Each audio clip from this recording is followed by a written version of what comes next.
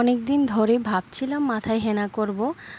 ওই সেই গত মাসে এসেছিলাম বাড়িতে, তখন মাথায় হেনা করেছিলাম। আর চুলগুলোর অবস্থা না একেবারে খারাপ হয়ে যাচ্ছে দিনের পর দিন। এখন তো পেকে যাচ্ছে একটা দুটো করে। জানো তো কেন? এইসবের কারণ একটাই, মাথায় না ওই যে বিয়ের সময় যে সাজ হয়েছিল না, ওই হিট দিয়ে তারপর কি করে এই সময়ের পর থেকে কিন্তু আমার চুলগুলো আস্তে আস্তে এক দুইটা করে পাকা শুরু হয়ে গেছে। তো যাই হোক, এখন যদি একটু যত্ন করি তাহলে কিন্তু একটু ভালোই থাকে। আমার দ্বারা সেই যত্নটাই হয়ে ওঠে না। দেখো, আজকে আমি হেনা করেছি মাথায়, বেশ ভালো লাগছে। আর জানো তো, এই হেনার মধ্যে কিন্তু আমি একটু লেবুর রস দিয়েছি, তারপর আমি হেনাটা দিয়েছি।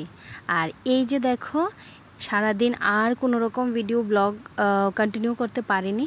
সন্ধ্যাবেলায় একটু বেরোনোর ছিল, তো বরের সাথে বেরিয়ে গেলাম একটু সন্ধ্যাবেলায়। আর কিছু একটা বিশেষ কারণেই বেরোতে হয়েছিল, তো সেই জন্য আর বেশি ভিডিও করতে পারিনি। তোমাদের দাদাভাই একদমই পছন্দ করে না আমি বাইকে বসে ভিডিও করি, ও একদম পছন্দ করে না সেটা। তো যতটুকু পেরেছি একটু তোমাদের সঙ্গে শেয়ার করলাম। আর এখানে দেখো, বাড়িতে এসে দেখছি আমার সোনামণি এসেছে। আর সোনামণি দেখো, এখানে মা দিয়েছিল ওদেরকে একটা বড়া ভেজেছিল, তো একটা বড়া দিয়েছিল।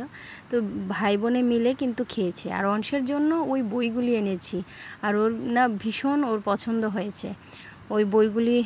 অনেক অনেক ভ্যারাইটির বই আছে, তো সেগুলি ওর মানে ভালো লেগেছে। তো সোনামণিও এদিকে দেখো মজা নিচ্ছে, দেখো নাচো করছে।